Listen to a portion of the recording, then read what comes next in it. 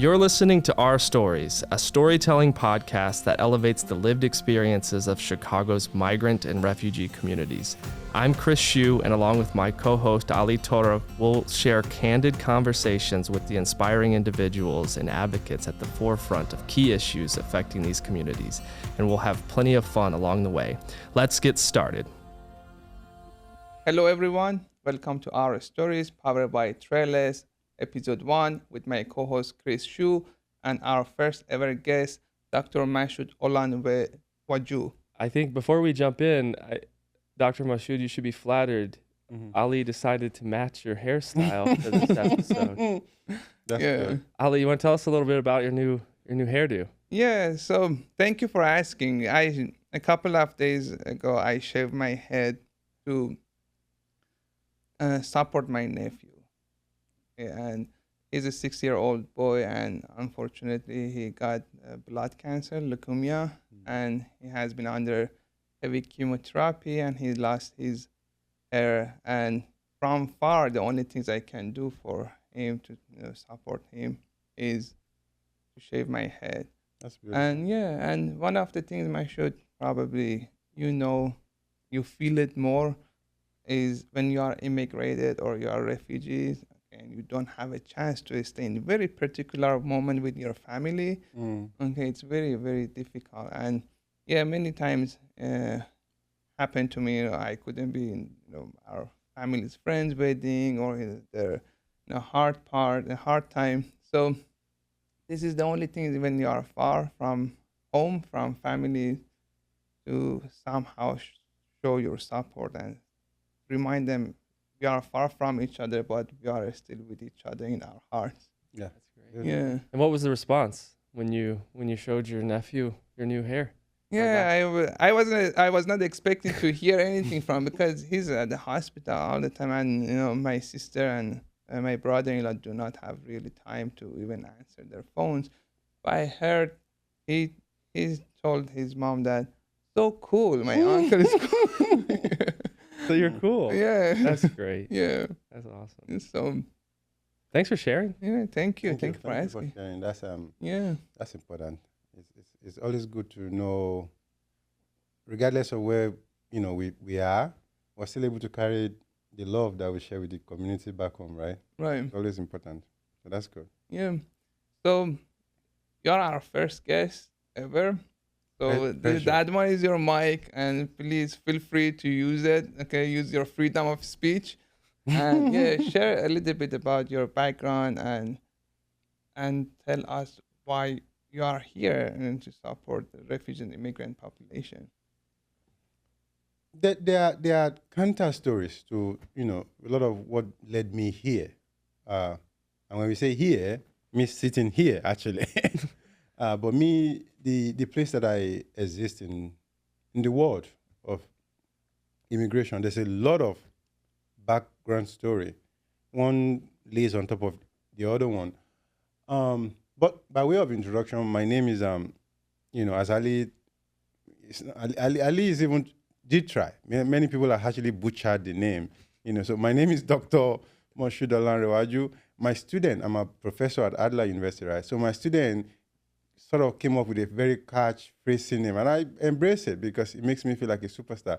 They call me Dr. O. Dr. O. Because he can't pronounce the Olanrewaju, so they decided to say Dr. O, and Dr. O is like, for me, it's like I'm James Bond. So I kind of embrace it. I kind of embrace it, and I flow with it. But that's also part of our immigration story.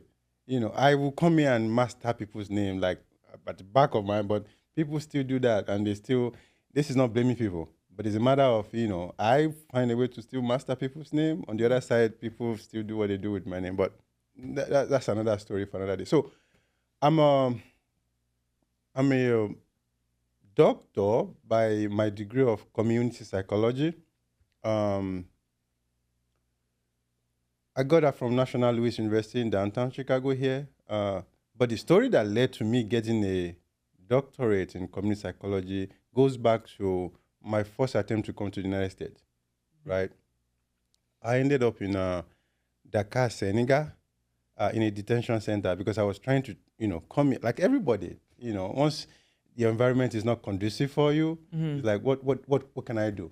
So almost all at least 74% as it is now of young men in that are outside of the US, once their community is disrupted to some degree, people want to move, right? It's always young men. So like one of like them, I also try to make this move. I'm talking about almost 20 years now, so close to 2 decades, or more than 2 decades actually. So I ended up in Dakar in this detention center where I don't even speak a word of French because I speak French in Dakar. And I was locked up with people. I'm still a young man. This was my background. Movie production was my background. I went to New York Film Academy actually. All I thought I was going to come to US, study movie, and go back to Nigeria and start shooting because I was into the movie production. But as luck would have it, in this Dakar detention center, I met so many migrants. Some of them said they've left their country for 10 years, 15 years. But then the question becomes, where do we go from here, right? Because they've been locked up in detention centers. I was lucky that my mother kind of quickly got me out. But these people have been locked up forever in this detention center and there's nowhere to go. So the question becomes, where do you go from here? Who do you... In that case, I'm sure you guys know they're considered stateless, right? So this informed what I did when I came out of the detention center. I didn't spend more than... I don't think I spent 2 months in there.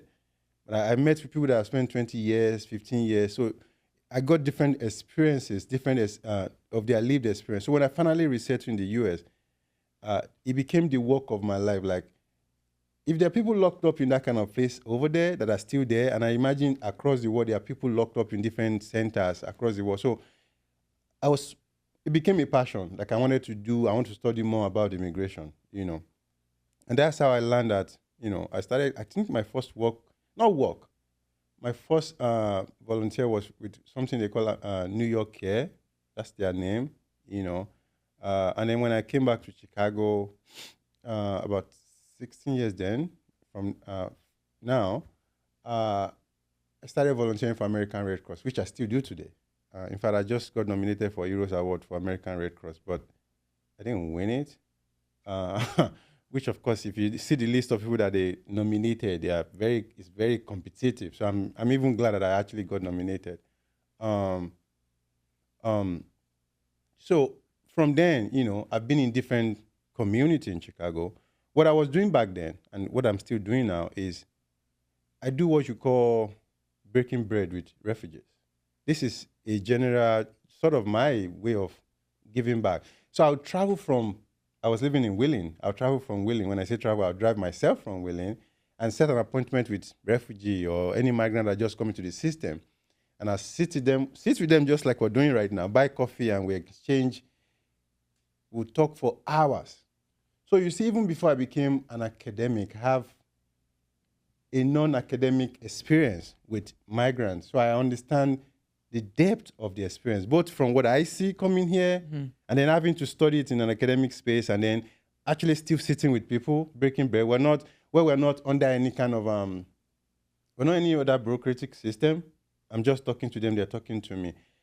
And if anything, many of them that I've met back then have long gone to become director of this or manager of these different organizations in the city of Lagos. Some of them have moved on from being here. So in a way, that's what informed what I'm still doing, what I think I'm going to be doing. Even in my teaching, one of the courses I teach at DePaul University is called Refugee Trauma. So we're looking at the intersection of when people get here, because my research study, maybe that's what I should have put on the table first. What I did with my PhD was refugee strategy of survival. So I was looking at when people get settled here, beyond what organizations like Trellus is providing for them, what are people using to survive, at least on their own accord? And I realized that there's a lot of distrust of the organizations. People that actually set themselves up, good example are people that are driving cabs, people that are driving cabs. the bodega owners, they do far 10 times better than the people that actually come into the system and are getting help from the organizations. And this is not making up anything. I did study it. We have samples of many people that have moved on within 5 years. Within 5 years, they climbed the ladder of entrepreneurship because they're able to drive cab and save money. And then they end up saving money. So they'll be driving cab, they have a bodega by the side, right, as a store, and they're still driving cab, and they have somebody else driving cab for them. This is the history in town. You can check it out. Many of them have stores that some of us that are doing work don't even have access to at all, or they have capital that some of us don't have access to because of this system of survivability that they've picked on to kind of look out for themselves. So some of this are what I'm looking at, and which is what I'm very interested in, beyond the everyday politics that we see, which is I study just so I can be informed. But I rather deal with the people one-on-one because people have more access. They have more assets that they can provide if we listen to them than the politics of immigration will ever be able to do. And to my credit, or to the credit of people that I work with, I can point to different people in this community right now that, I've either taught in class and they're director of different resettlement organizations. I can point to people that are now in different international organizations. I can give you name, but we're on a show, so there's no point. You guys can figure that out later. That are actually traveling the world, based on me saying the work to do is called amplifying your voice. Speaking up for yourself. Get out there and do the work. As a matter of name, let's just put one name on the table. I'm sure you know Emma Yaka. You guys were in Washington together recently. His first, is representing the state of Illinois in the Immigration Council, right? His first application, I had to force it onto him. You can ask him. This is not, because this is going to go out. So he knows I have the privilege to share this because I was involved from the beginning. In fact, I called him, I was like, Emma, because I know you have the voice, you need to do this. And that's what I do for a lot of people that have come into this. I'm talking about 2 decades now that I've been doing it. So I've been pushing sort of what you call strength-based, push. I've been using that to kind of engage many of these, both guys and boys, to push them into different, because you have to be engaged. You have to kind of, Ali, as much as I think you're doing the job, and as much as I think Chris is doing the job, you guys cannot do what I think people can do for themselves. Yeah. So. Yeah, I hear you. I truly believe that. I always mention, probably Chris knows that, I believe anybody who came to this country to pass that journey, they are already the champion in their life. Mm-hmm. So they don't need our help. But what we can do for them to support them and create opportunities for them. This is something we are trying to do, in creating opportunities for people who had to pass that journey, as an immigrant or migrant or refugees. Mm-hmm. So it's very difficult to arrive in this country with cultural barriers, language barriers, and become and survive. Mm-hmm. So anybody who has that ability to arrive here and survive, that person is already a champion. Yeah. It's not difficult, actually.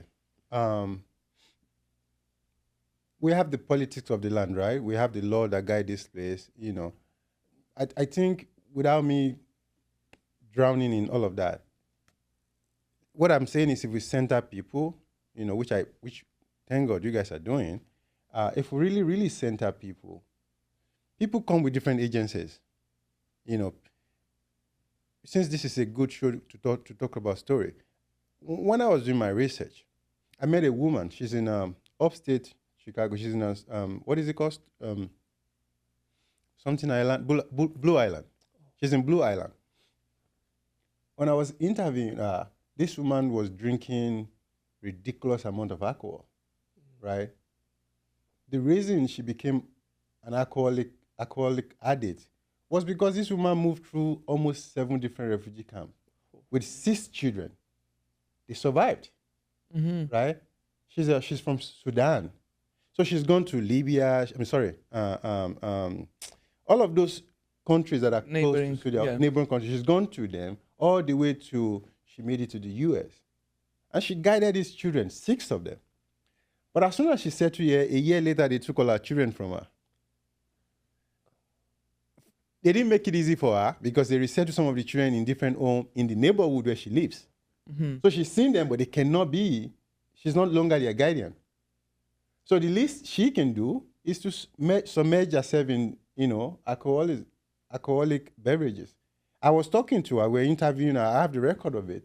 She was drinking so much that she started vomiting. We recorded because she gave us permission. And for some reason, she's so used to it that, and nobody comes to the aid. So she after she did that, she went to take a shower to calm down.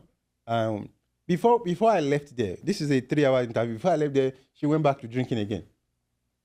I don't know what the state of this person is right now, but the idea is that our system is so complex, and we need to understand that for what it is. Mm-hmm. But if you give people the agency they have, people can champion these things much more. They don't even need a lot of resources that we think we're putting on the table. People can actually champion these causes much more than... So it's not so much that the system is bad. It's the complexity that is built around it that makes it difficult for people to navigate the system, right? The point is relax it and you see what miracle people can do. That's the point. You mentioned something in there. I want to go back to the early comments because I think it was so profound. And it's really about the importance of building relationships. Yeah. And organizations, we represent Trellus, and there's a certain amount of distrust with organizations who represent either the government or the proverbial system. Mm-hmm. But you talked about going and meeting individually with refugees or migrants or those who may have recently arrived, in breaking bread. And when I hear that as you're building relationships, you're building trust. Mm-hmm. As you are sort of then co-champions of this journey. So maybe tell me a little bit more about how you came to the importance of sharing a meal or building that relationship throughout your 20 years of doing that. It's a cultural thing. It goes back to even my upbringing. I think we were taught, that there's a concept which I'm very sure you guys will be familiar with. There's the Ubuntu of the world, where there's no other person without you, right? You can't do anything by yourself, actually, really. We all have to join forces to make things happen. So that goes back to ancestral knowledge for me. But it was easy to use it here because I know that many of the people that I'm interacting with are also from these communities that understand this concept. So they were easily able to roll with me in this case. And if I have my way, but I'm too busy in all of this craziness right now. But if I have my way, I will still want to go back to doing these things. I don't know how many dollars I spend of my money just to drive from. Wheeling is like 40 minutes away, depending on where the highway you take. It's 40 minutes, but to come here almost like 2-3 days a week, it was a pleasure for me. But the big part that I think maybe hopefully you took from what I said is that many of these people that I've met then are now champions themselves. Mm-hmm. Because of the conversation we're having were so unique, were so natural. I was easing them into the system. The organization will say, do this and do that. People actually develop a code to lie to the system so they can get what they want. And I don't fault them for that because, again, if you really want what you want, you have to develop some kind of way to do it, which is a lot of people do it. This is not me spilling the bean. We all know what is happening, right? But if only we can relax some of these things. Because of what you said, so I don't know if I should continue because you asked me a question. The question you asked me about, how do we develop that concept of breaking bread was because, again, it's as old as time. Now, I think I've answered that question. But I also have the idea of, if I want to push it further, I think I've lost I have something that I wanted to input in there, but I think I've lost it. Something very important, but hopefully it'll come back. I want to sort of ask you. So in my role, I serve as a co-CEO of Trellus, and I want to ask you to take my job for a second and say, Because this is where we deal in a lot. We deal a lot of like program design, and we deal with a lot of sort of flawed policy. And we've got programs that are funded, and they're a lot of times well-meaning, but the rules and the constraints of the program sort of unfortunately leave people sort of in the gaps. And so it's our job as community-based organizations to say, how do we fill the gap the very best that we can? And so my ask to you is, if you could say on building on this concept of either breaking bread together, or what I loved more about that is it's bringing your cultural norms here in building those sort of intercultural or cross-cultural connections. If you could give just some advice to the nonprofit leaders that might be listening and say, if you don't do anything, if I could just tell you to do one thing, do this, what would it be? Yeah. It's not that simple, because we are bounded by a lot of non-profit laws and policy, and then people that sponsor, people that is it sponsor, or people that give you grants want something. Yeah. So it's not that easy, right? Right. But if I was going to tell anyone to do anything, is to, when you try to help people, I think there's the space for the bureaucracy. There's also the space for, the uncharted territory where you understand that you cannot satisfy clearly what people need. But if you provide a space beyond all of that, I don't know what that's going to look like. But if you're able to provide a space beyond that, I think you'll be surprised with what you find out people can do for themselves or by themselves. Unfortunately, we all get carried away into our different roles, which is where you say you want me to come and take you. I'm sorry, I don't want it. I'm very sorry. I'm very sorry. Because truth be told, I should be an executive of some sort now if I was going to be working. This year was the first year of my 20-something years doing this work that I made money. It's because I'm consulting for ISA. They have a Illinois Welcoming Center project. I'm consulting for them. This is the first year that I'm making money from this job. Those make it difficult to really, really, for people that are doing it, that are making money from it, because you're answerable to a certain policy and law.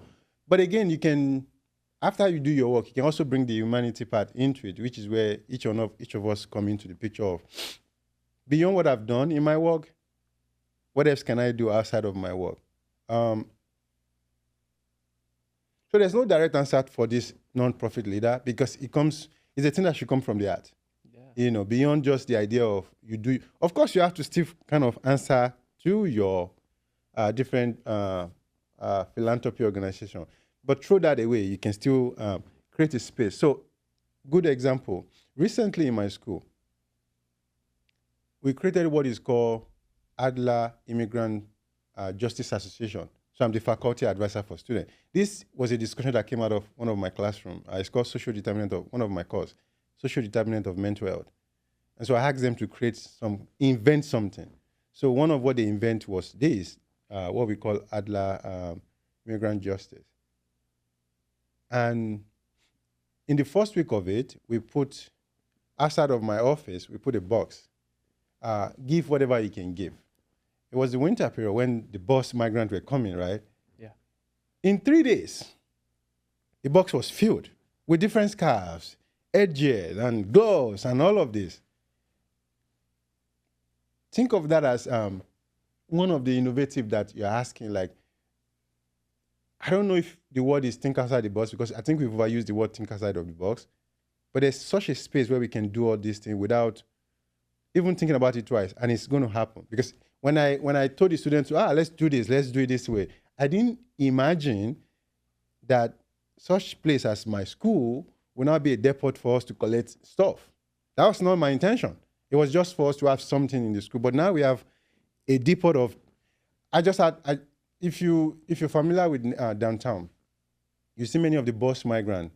Many of them are sitting on the roads, selling candy and all of that, right? That's a new phenomenon. Which for me is good, actually. I can go back into that. But anyway, so all of these things that we collected, Because again, it's not guided by anyone. It's not guided by any bureaucracy. So me and the students started going back about town, giving people like, do you want this? Do you want that? In the work we do, there's no space for that. But we can do it, is what I'm saying, right? Even though my school is very somewhat, it's called social justice school, but we leave that aside too. But the idea then is you can do anything within the confinement of your own, outside of the work you do, is what I'm saying. Yeah. So anyone can pick up the baton and do the work without, you don't even have to think about it twice, because when we start thinking is when we start creating this regiment of this and that, So the answer to your question is anyone can do it without putting it into a structure, because when you start putting it into a structure, it turns to something completely different. Yeah, that's beautiful. Well said. I've found, so sometimes we've lost that creativity. You asked your students to create something and to create something impactful, and they created a sort of an association rooted in justice for our immigrants, and they took action immediately. And I think that's one of the hard things of bureaucracy, right? It stifles responsiveness, of course. And then unfortunately people suffer when you don't. I want to ask a question. You started to talk a little bit about intersectionality when you started underneath some of those stories you told, and I'll use a personal story that I identify a lot with the gal that you interviewed, Blue Island, and an incredible story of triumph and resilience to make it through 6 different refugee camps and keep her kids safe throughout the process. This is where you see these things of humanity that is so similar to my upbringing. And I didn't grow up I grew up in Texas, raised by an alcoholic dad who's had the state interfere routinely with me being able to see my parents.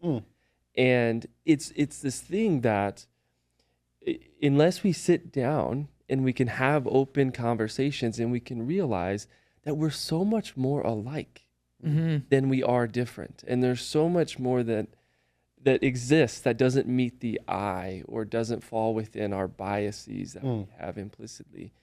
And so, one, thank you for sharing that. And 2, I want to ask a question building on that, because I found it so unfortunate that oftentimes, like even my own father gets sort of categorized. He passed away, almost 20 years ago now, but as, man, he's an addict. How he didn't love you kids, like you guys suffered. And I'm like, that you don't know. You don't know.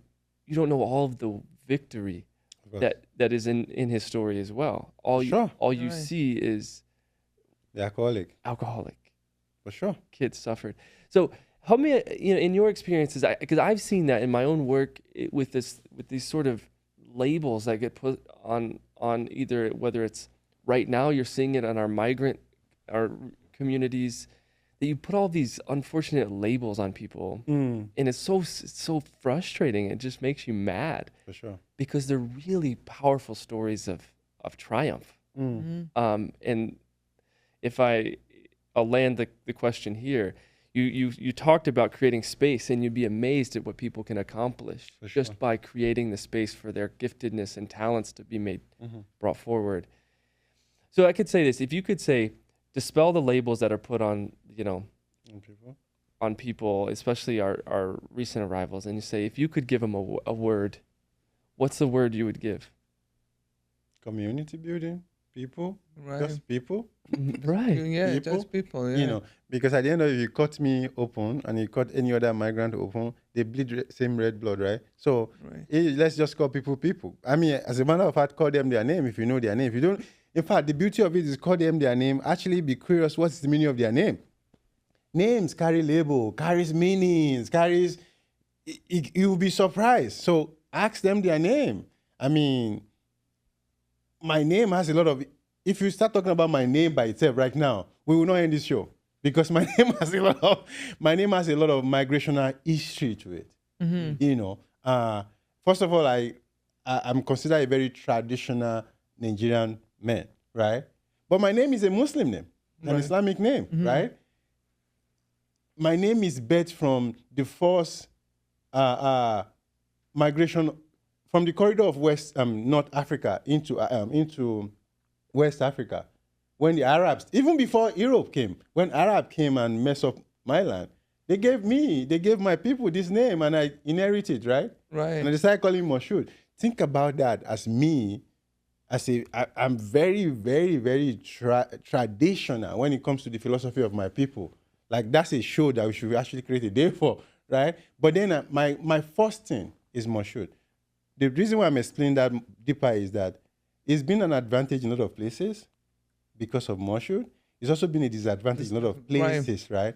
Yeah. But the beauty is, if you know the meaning of my name, even the Moshood itself, the meaning is somebody that people trust, and I guarantee you that name has actually worked for me so much that I actually feel like whatever my parents were, they don't smoke, but whatever my parents were smoking when they gave me that name must have really been good because it worked.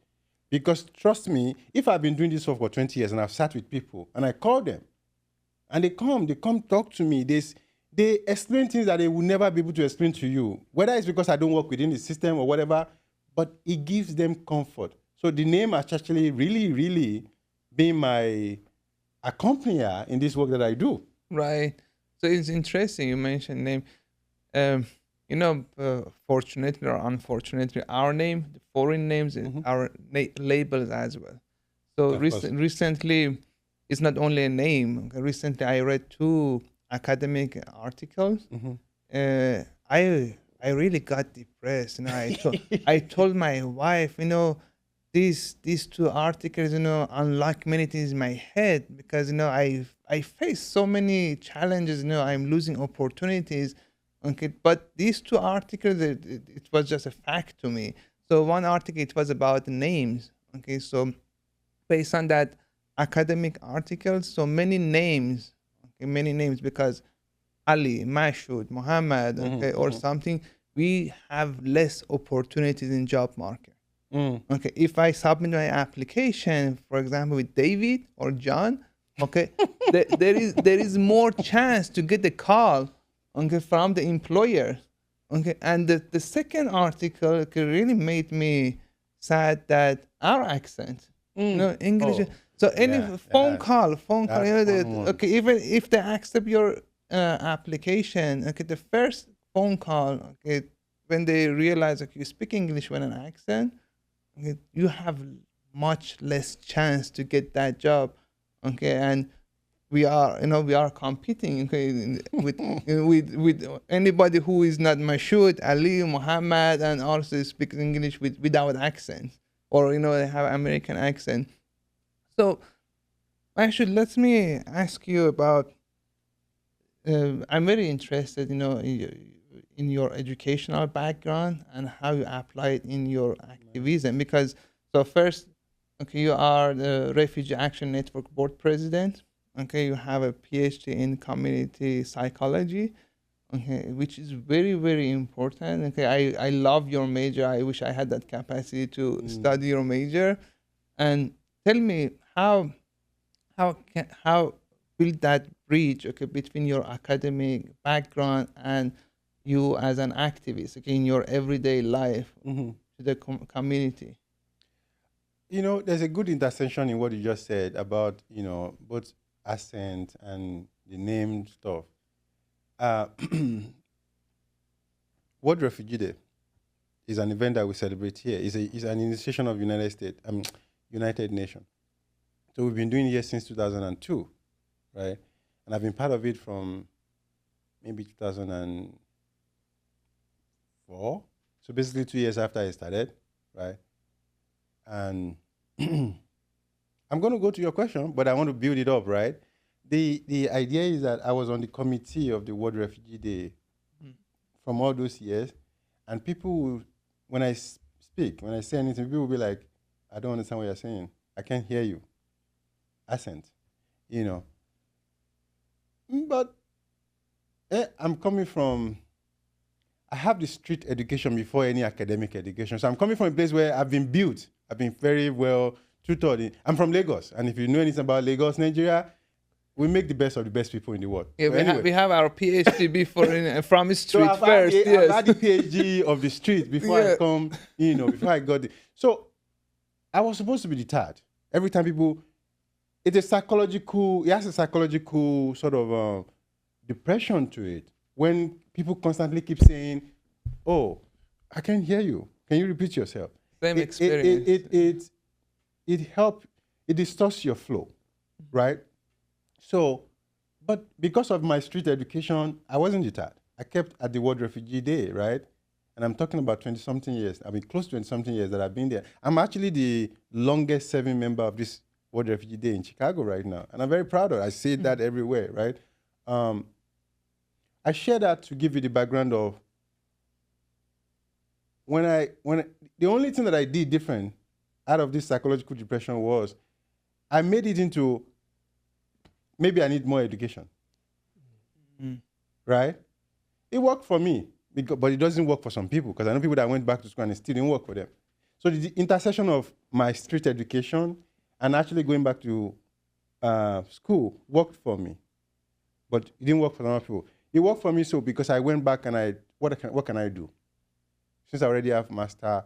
Remember I said I came, I was supposed to just and I went to New York Film Academy, study for 2 years, a diploma. I was supposed to go back. I was already established in Nigeria doing movies.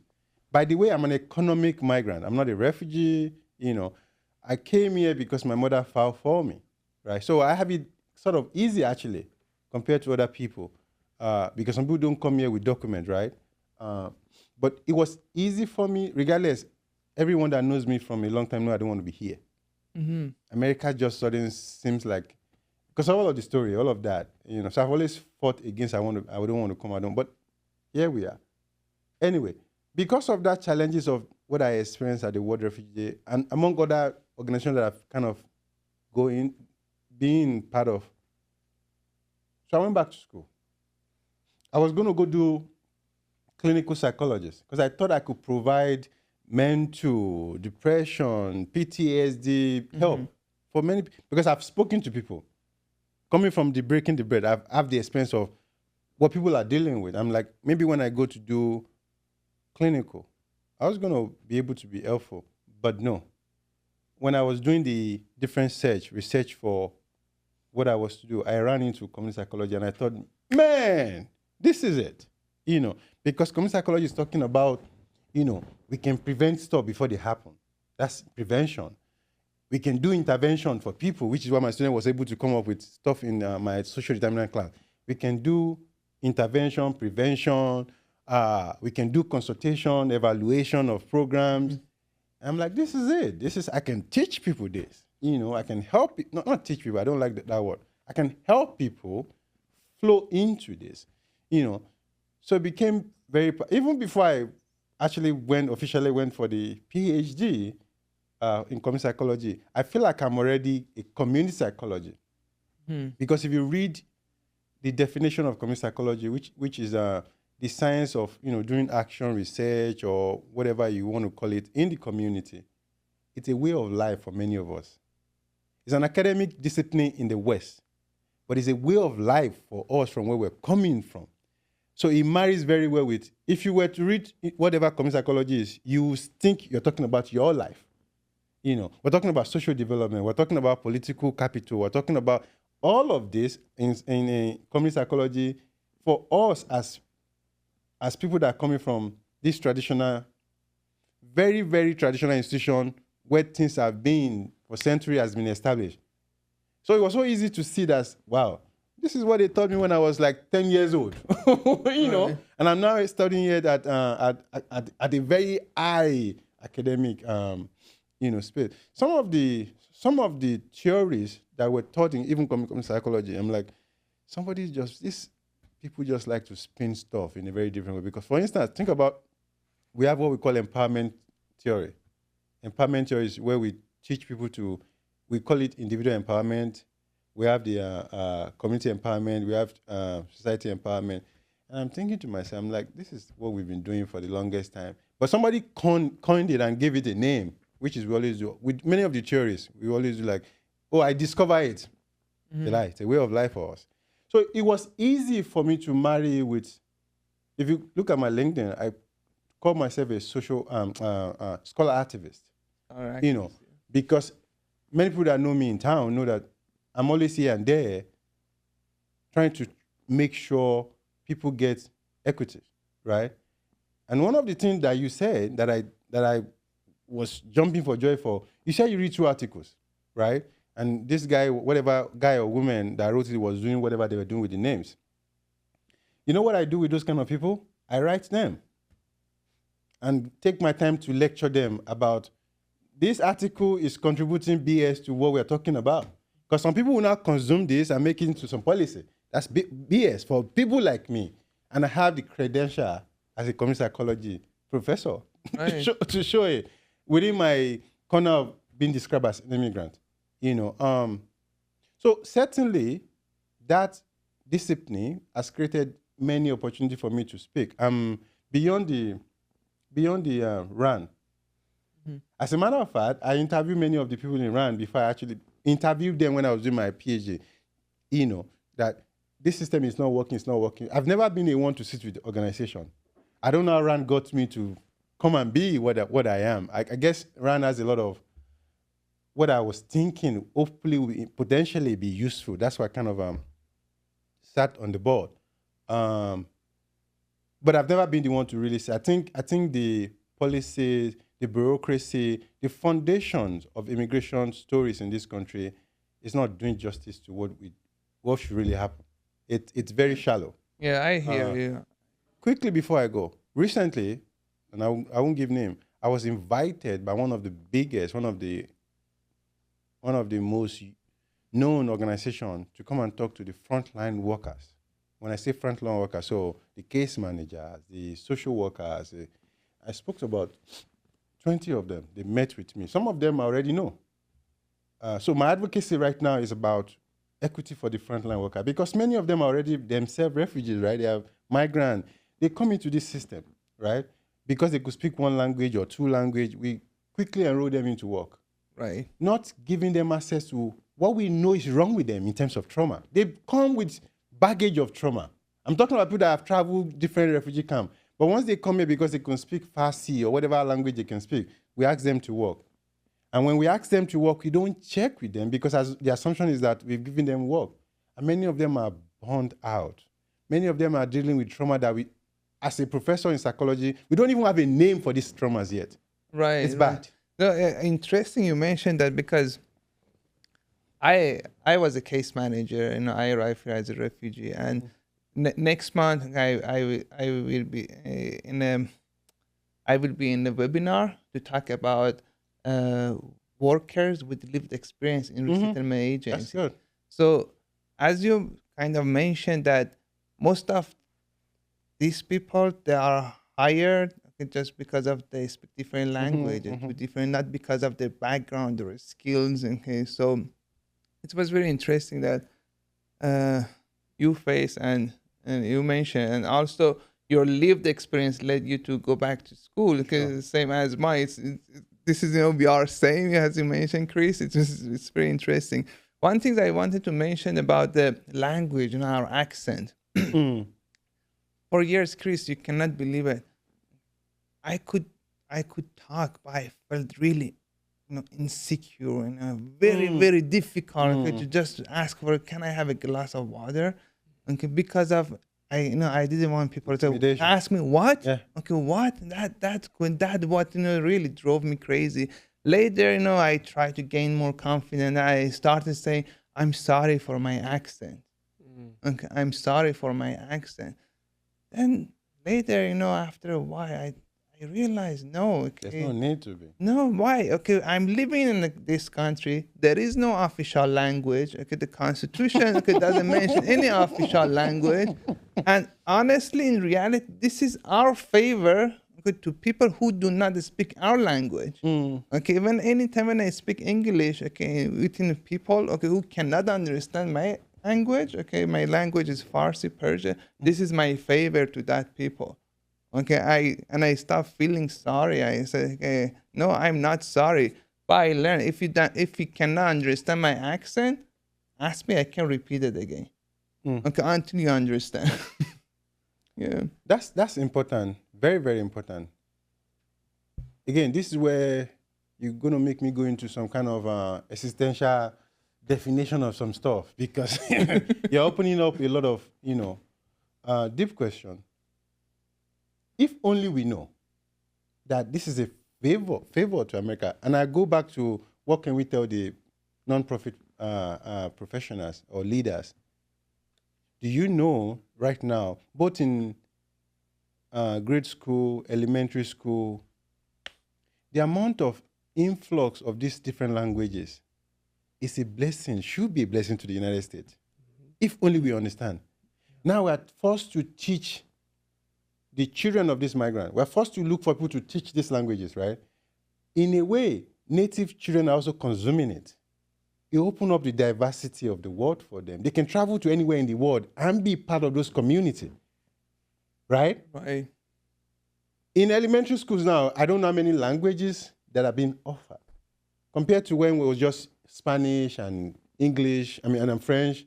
Now we have language from the littlest corner of the world being brought into people's living room here in the United States because of this diversity. If we think that, that's a blessing that we should actually consume as policy makers. Because if somebody comes here and they don't speak a word of that language, and a child that's never gone out of this country is able to provide therapy for them in that language, come on, think about it. And the only way that can happen is that we have influx of this, that children in this grade school are consuming this. But kids are curious. They will jump on these languages without even ask. It's funny to them. There's a research going on now. I think it's in Stanford, where you're testing how easy it is for kids between the 0 age to 7 age. They can master 7 languages without making too much effort. And we have them in grade school now that we've opened this corridor. These people are coming in because we have to provide for them. And I think many of the people that are doing policy are doing it because they feel like they need to just do it. They're not doing it because it's a way to grow the diversity of the United States. If only we were doing it like that, I think it's going to open more doors. But people are just doing it because, well, let's just do social services, which in itself is bad. But the diversity of the U.S., I like that you said we don't have an official language. How can we have an official language in a country that's why we call it United States of America, right? Right. If only we know the beauty of that. Because people still want to come here. Regardless of what anyone says. All I have to do is open my WhatsApp to you now. If I have 50 messages in a day, 40 of them is from my cousin and my cousin that wants to come to the United States. Yeah, it's true. It's true. Right? Many of, I always make it kind of a joke if United States opens the door to Iranians, like probably 80 million of Iranians wants to come to the United States. Because again, in the creation of men, we've not been successful in creating such diverse society, right? Egypt in the earliest time tried that. That's why we have all this nice pyramid. Rome tried it. That's why we have this philosophy and all of that. But it didn't last. Mm-hmm. Indian, they're so close, but they're big. It's a big continent. They're so big. It's a big country. They're so big. They will be very successful with what America is trying. But because of there's a narrowness to what I think is happening in India too, right? But America has got that right, which is why you have, and America has a way of doing it so much that it's even making it for them. So all of the engineers of the world, we have what they call brain drain from those countries. Right. So America will import them here easily. But when it comes to them coming through the border and all of that, then you scapegoat them. But we bring them when we need their brain. And so those countries are drained. We also need to think about that because that has a lot of effect on the immigration system itself. When these countries are drained, when we've done colonization to this land and all of that, we've pledged the land. And if their ancestors if their kid, the kid of people that you've messed with are now saying, well, we have to come here. Well, I don't know what to tell you. There's nothing we can do, right? Unfortunately so. So if anything we're saying right now is that we need to find a way to redefine our immigration policy, our immigration system. But from where I sit, I don't think we understand it from a philosophical space. I think the idea is, and I think we do. I think it's just politics just as a funny way of playing around all of these things. We're talking about bus migrant that happened in Chicago recently, and that's still happening. Some people are already throwing, DMV, that is, what is that called? DMC, the Democratic National Convention that's going to happen when? Mm-hmm. I think sometime next week. Yeah. August. I mean, you're saying August. Okay, it's going to happen. I'm not sure. I think it's in summer. I think it's in August, yeah. Whatever time it is, for instance, but I think it's in August. Some politicians are already using that. Mm-hmm. Right. Like, oh, yeah, it's because the DMV is coming. That's why they're sending bus migrants here. I applaud this crazy governor that is sending people here. You know why I applaud him? Many of the migrants, that's what I was saying before, like, when I go down and meet with these people, I suddenly have bail of $1 in my pocket, $1. Mm-hmm. And I'm going around downtown giving $1. Many of the bus migrants that are actually made it into the mainland, into the Midwest, will still be traveling if not because of that. It did in a very unconventional way, so I understand the politics of it. But the help, I wrote a paper, it's on LinkedIn, that I kind of celebrate this, them coming here. They will still be at the border, mm-hmm. right? Still struggling. At least now we have policy and politics going on in the Chicago to cater to them, right? Talk about erosion. The people that have been here before are now asking for something because of that. Mm. The new people that are coming are asking for something, and the government don't have a choice. They have to do something. Isn't that a blessing? Yeah. But people, when I wrote that on my LinkedIn, I promise you, big people called me and said, what do you mean? Why are you congratulating them? I mean, that's not your role. That's not what's supposed to be happening. It doesn't bother me. I've already posted. Right. You can consume it or not, But I was congratulating them because I understand the history of, for instance, Venezuelans are the largest caravan in the caravan that is coming to the US right now, right? Go study the history of what happened in Venezuela, and then you understand why people have to get out of that place. And America has a lot of hand in it. Let's not get into American politics, but America has a lot of hand in it. So if you can't open your border, find something to do to that country that's going to make people stay in their country, right? We're not doing those international efforts. Everything we're doing here is just here. And we still don't want people here yet. If they don't come, Trellus will not exist. Yeah. How about that? Right. Many of the work that many of us have will not exist if these people don't come. I want to go to a couple of things really quick because I really loved both Ali and Moshood, your comments. And as the person here who I can identify with that so much. There's so much vulnerability in speaking a foreign language, right? Mm-hmm. And learning a language and being in that sort of posture of humility that comes with that. But I wanted to see a couple of things because this is a true narrative that exists. It's unfortunate, but it's true that to be more diverse or to be more inclusive or to be more welcoming takes something from the people who are here already, right? There's a zero-sum game situation that happens, right? And you're seeing that in our city here, and we don't have to get into the particulars of it, but I do think it's important for us to sort of pan out a little bit and say, it is not to say we have to take something from someone, and there's clearly been marginalized communities that have not received the investment and support that they deserve here and across our country. I mean, that does not have to come at the cost or expense of other groups of, whether that's recent arrivals or whatever, closing our border. And so I'm just interested in your perspective of how do we navigate that sort of like little, it's kind of tricky, but saying that we're not saying we want to take from one group and give it to another.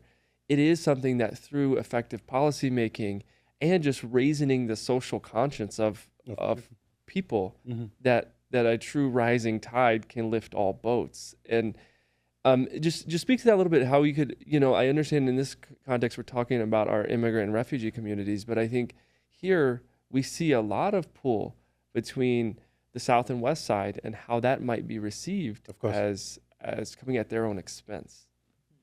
What I try to analyze in the essay I was talking about that I put on LinkedIn is that, yes, it will seem like it's taken away. But in a way, if only the people that have been here the longest time understand the dynamic of that, whereby there's been a lot of abandoned buildings that are now going to be repurposed, right? There's been a lot of need in this community that attention is not being paid to. But because of this dynamic of these people are coming and government is forced to face forward in that regard. So it's not only are the new people getting stuff, the old people also are able to stand up to make claim for what they've been asking for forever. If only people can see those little pockets of the changes. I've been in town hall listening to what people are saying, and everyone is now coming to the table. The old people are asking for stuff. The new people are asking, but the young people are asking for stuff. This is what we want. The city, I got a message from the deputy mayor. Maybe you can edit this out or you can keep it. It's up to you guys. They formed a new cabinet. And I was asked to join. I said yes. Usually I don't say yes to anything anymore. I say yes because she and I was I invited her to join me on a UN section that we had a couple of weeks ago. So one of the things that I mentioned is there's a lot of institutions that we are not using that we can use. I have a feeling that's why I got the invite, when I said that at the UN. The point of that is that people that are hungry or people that feel like they're taking stuff away from them or however they phrase that these days, if only they look how much a forwarding an effort immigration inflow usually is, that's when things start changing. When Trump came in 2017, when it's like, I'm not admitting anything, and we started closing shops for people, we know how many stuff was lost, both in the non-immigrant community, even so. Because many of the food you see, many of the nice food, all of these things, were partially by my immigrants, right? So we know what we stand to lose, right? But the little time that we listen and make a mistake of assuming that the more we have these people, the more this it's wrong. What we are doing now, what I'm hoping we're doing now is calling that out and say, in this space that we exist right now, in this world we have, especially with the internet, except if you want to lie to yourself, is when you say you don't know that there's a lot of reason why this pull and push factor is following each other, right? People are not coming because they want to come. People are coming because there's a need. And when they come, they already have what they feel like they need to do, how they want to be, right? Ours is to be there, have a ready-made situation, what is the word? Policy, if you will, that is going to capture what people want to do. But I again, was struggling, not because we don't know what to do, we're struggling because we're married in politics, and there's nothing we can do about that. Some will rise above it, some will crumble, some migrants will forever be dealing with mental crisis that because we don't have time to address it. Maybe you have something for that. So before we close out this episode, I wanted to say that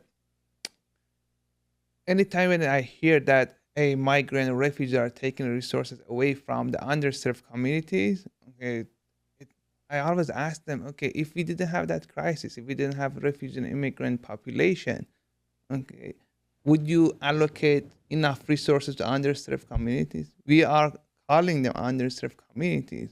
So no matter if refugees were here or not, okay, the system doesn't provide enough support to those communities. Okay, so it tells me exactly that our politicians, our policymakers politicize the issue, the crisis, to overcome their own challenges, okay, because they don't want to really have a solution for it. They just want to put, the communities and people against each other.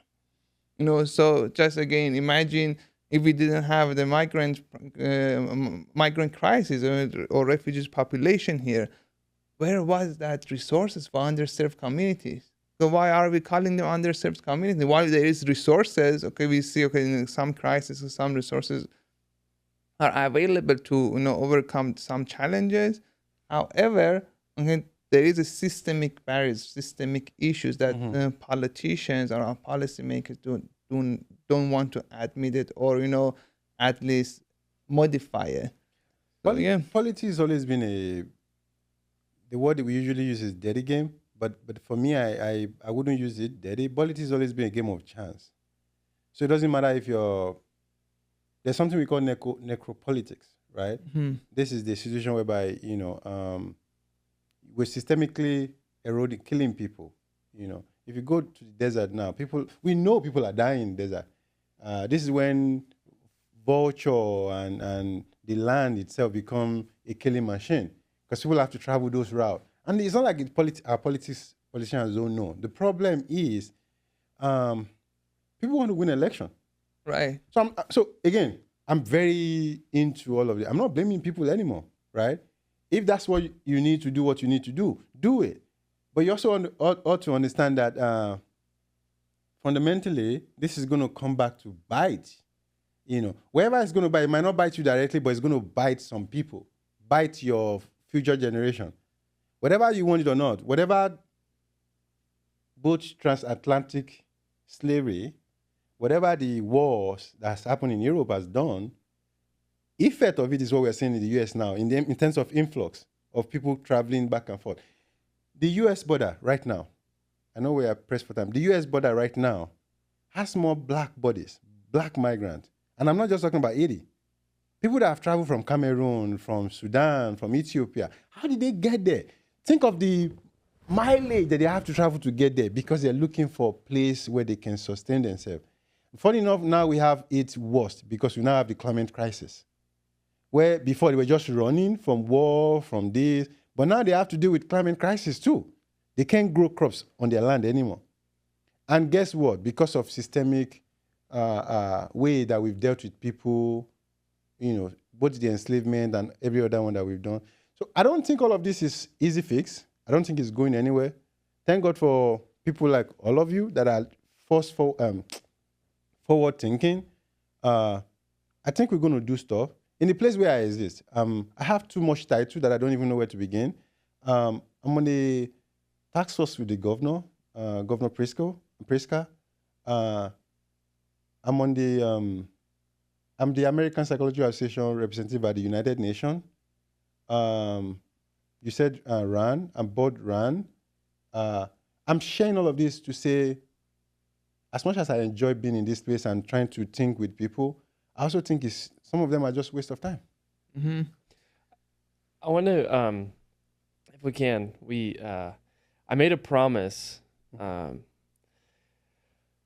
preparing for this, and I have a small army of children, and so I was working through my materials. My oldest daughter was sitting with me, and she's asking me, "What am I doing?" And I said, "I was just doing some reading and just trying to get my thoughts together." And I said, "Like, for what, Dad?" And they can't get past that I'm a math person. Like, "Dad, you work in computers. Like, you do math all the time." And I said, "Well, no, getting ready to talk to Dr. Moshood is what I've referred to you as." And they said, "Oh, cool." And then she said, "Can I ask him a question?" I said, "Evelyn, I will." I'm in trouble. I will promise you. She had 2 questions for you. I just showed her your picture, so she didn't have much context.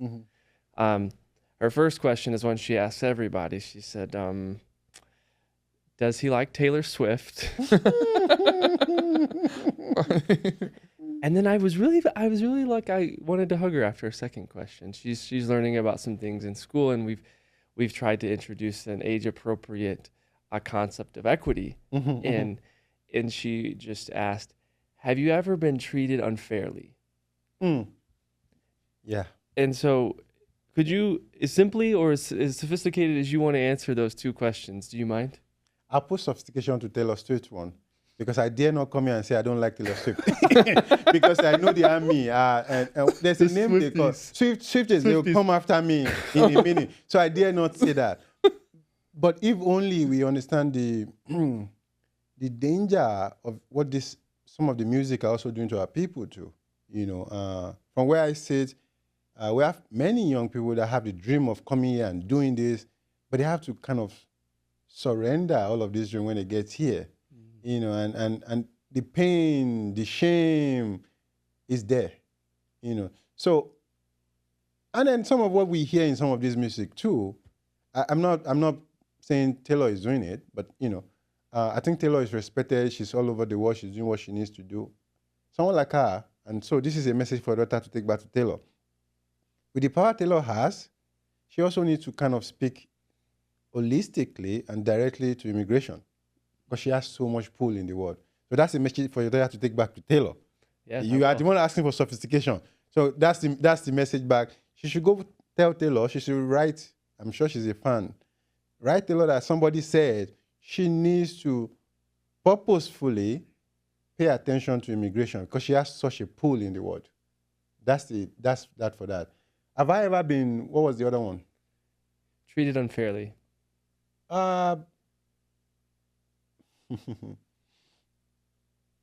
Yeah, without a doubt. I'm a black man. I'm a professor. That comes with a lot of unfair treatment from many places that I cannot even begin to describe. But like I said, my first education was in the street. So maybe I necessarily don't see stereotype, and I understand them because I study psychology. But maybe I don't see them. Maybe they don't hurt me as much as I think they are hurting other people. But I certainly, I couldn't have started on the World Refugee Day Committee for close to 20 years now. And the word that comes to mind is almost people saying they don't hear. That's hurtful, right? But many of them are gone from the committee. I end up being I'm sort of the word is not oldest, but I'm the longest serving member now. So sometime in the American concept of the way we think things, I've been offended, but those offenses also materialize themselves into my powerhouse that I can use to describe it as I'm describing now. Like, as much as it will break some other people down, some of them didn't break me down. They actually encourage me. When I can, I'm like water. When I'm looking for a way and they use big rock, to kind of guide my way, you can't hold water, right? So because I'm water, I'm kind of going to find a way to flow. It's always been my kind of way. So offend, yes. Am I offended? No, because I understand the narrowness and the individualistic nature of an individual person in the U.S. It's married into their philosophy. So I understand that deeply, that I'm not easily offended anymore. I don't know if that was... That's wonderful. Thank you so much. I'm not anymore. So, Chris, you mentioned your children. I thought this is good for our audience who are listening to us, that a couple of days ago, I went to United Nations website, UNHCR, to check some data. Mm-hmm. And I felt embarrassed because I didn't know, but I learned that majority of displaced and refugees populations are 64%. 64%. Mm-hmm. And I really felt cry that moment because, first, it was a shame I didn't know. And second, then how people are, politicize the issue without considering there are children over there. Mm-hmm. And in the U.S. policy, we call them unaccompanied minors. Mm-hmm. Yeah. And many of them, there are the southern border, detention centers, or even in Chicago, we see families. Okay, we see one adult or two adults plus 3-4 children in every single corner in this city. So beyond all, politics, politicians, resources, all these things, I think this is every single Chicagoan's responsibility to support the populations and help them. This is, we are living in a superpower country in the world.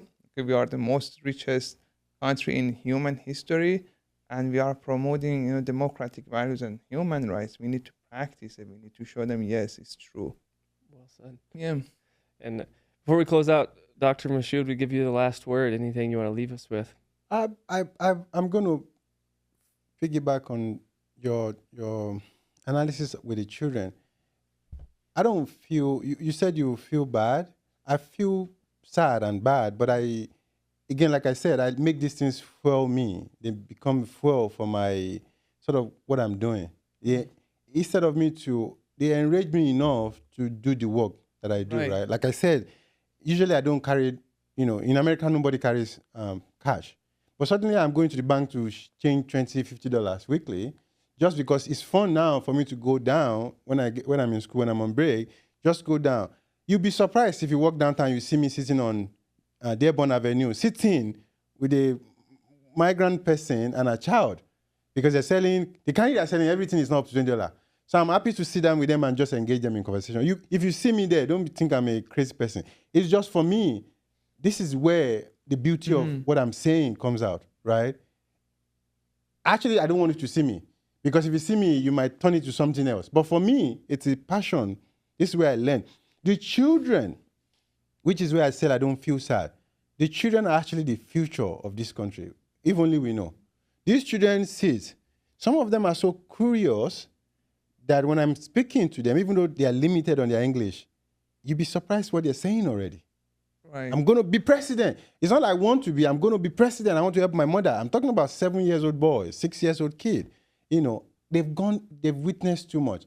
And while we are saying all of this, let's put in context of all the time, when these things happen and people are displaced, we get carried away, because I don't think we've mentioned anything about Gaza in this place since we've been talking.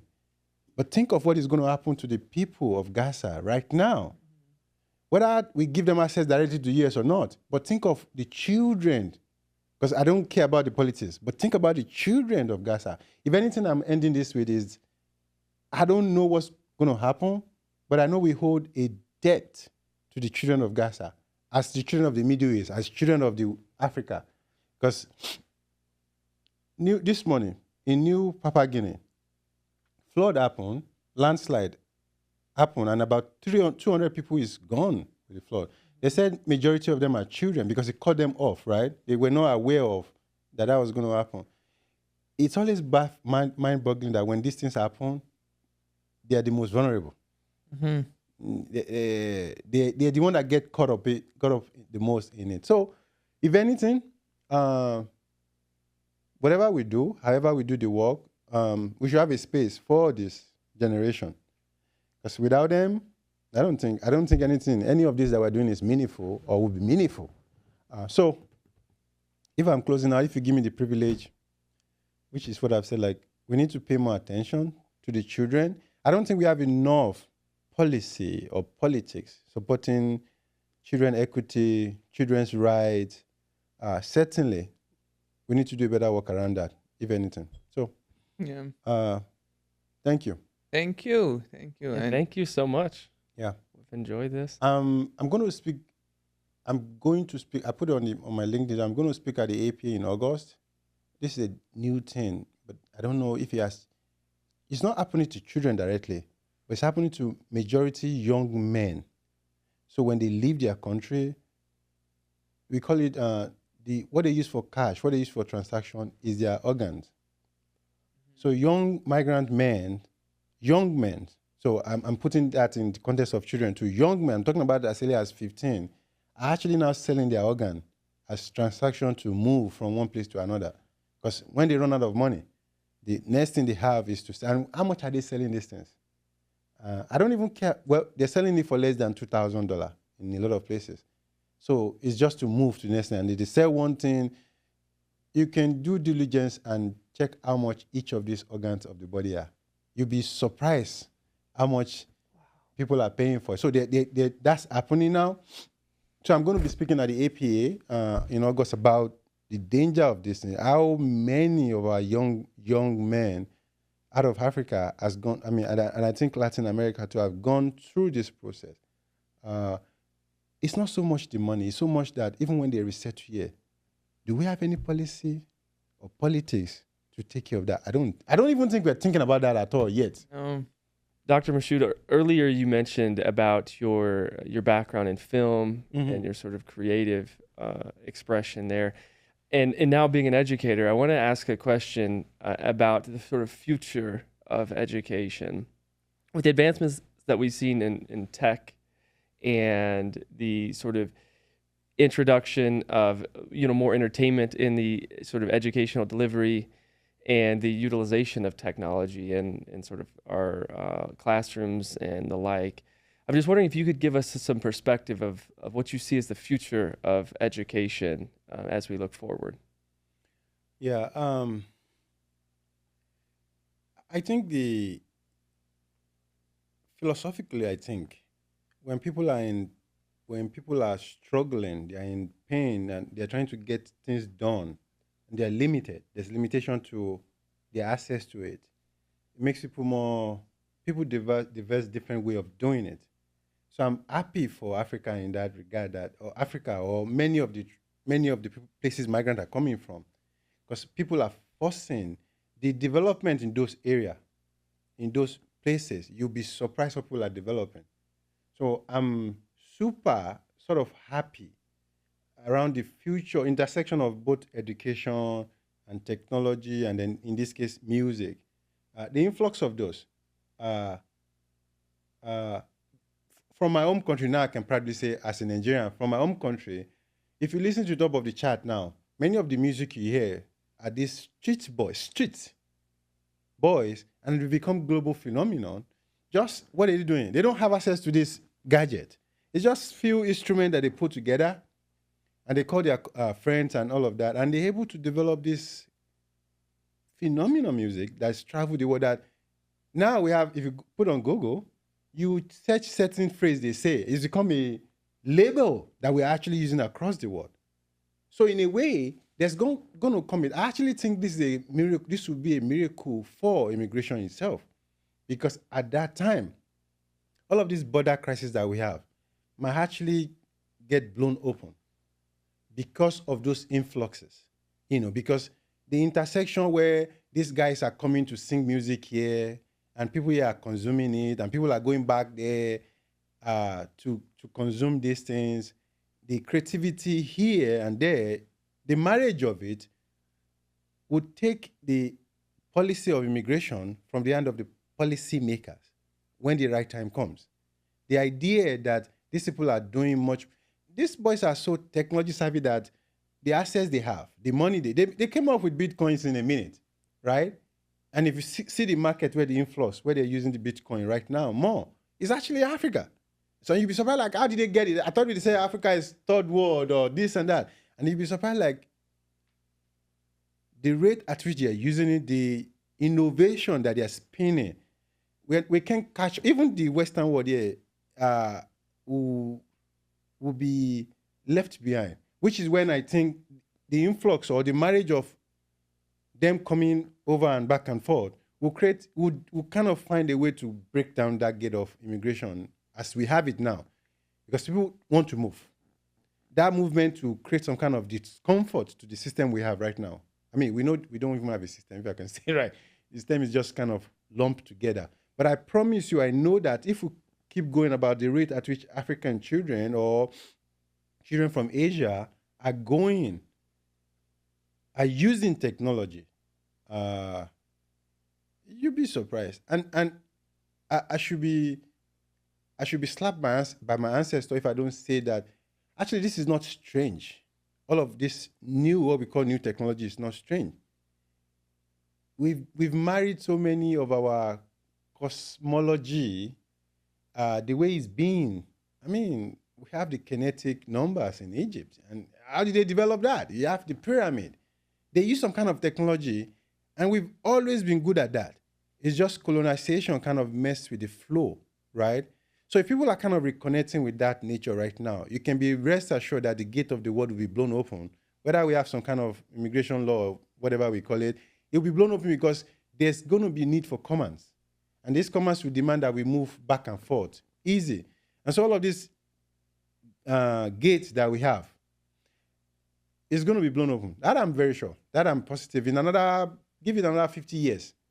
Some of us will not even have a job, as it is describing. Except if you move into this consciousness of what I think is coming. But I'm very sure it's a positive thing. That's entertainment, music, technology. The relationship of those three things will be a miracle. I'm very positive. Well, thank you. Thank you again for your time and joining us today. And thank you to everyone who listened and joined us. And if you're looking to learn more about Dr. Moshood, you can find him on LinkedIn.